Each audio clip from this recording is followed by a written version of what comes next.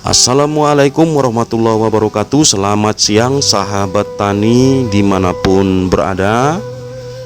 Siang ini kita sedang berada di sebuah areal persawahan ya, pertanaman padi sawah, tepatnya di Kecamatan Deli Tua, Kabupaten Deli Serdang, Provinsi Sumatera Utara.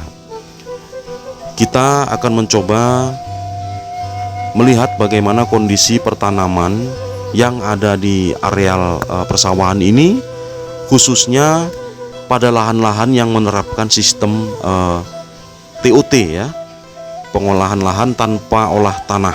Nah, bisa kita lihat pertanaman di sini masih bisa tumbuh dengan baik ya, tumbuh dengan subur tanpa adanya pengolahan tanah sempurna.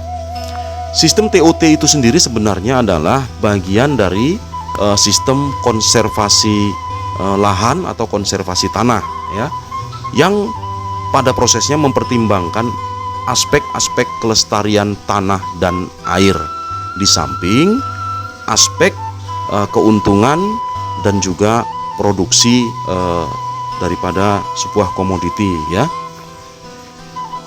Sebenarnya banyak keuntungan yang bisa didapat bagi para petani kita apabila TOT ini bisa diterapkan ya.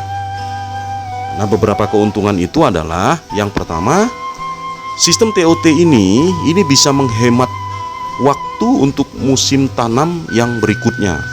Ya, selisih waktu ini bisa mencapai 1 bulan dibandingkan dengan sistem olah tanah sempurna ya.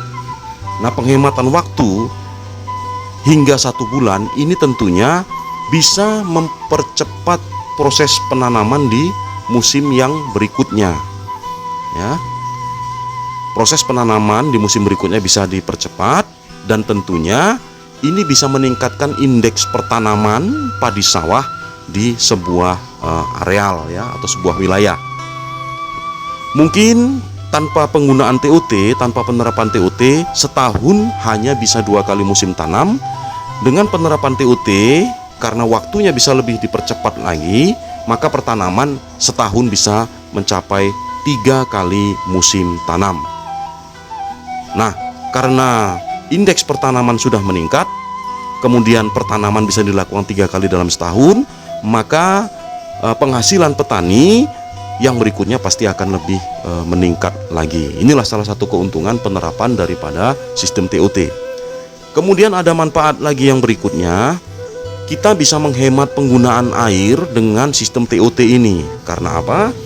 Karena di dalam TOT ini tidak ada lagi proses yang namanya membajak atau mencangkul ya, dan sebagainya, di mana proses itu sangat membutuhkan air yang banyak untuk pengolahannya atau prosesnya ya. Jadi karena kita tidak lagi menerapkan sistem itu, kita hanya menerapkan sistem TOT, maka penghematan air bisa mencapai 40% seperti itu. Nah, kemudian keuntungan apa lagi yang bisa didapat?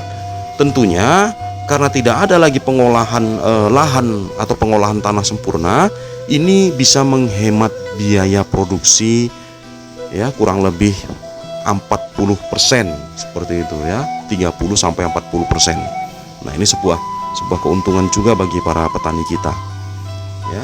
Dan banyak lagi manfaat-manfaat lainnya, dan apabila ini bisa diterapkan, mungkin ini bisa menjadi teknologi pendukung untuk mencapai swasembada pangan yang sudah dicanangkan oleh pemerintah kita saat ini ya.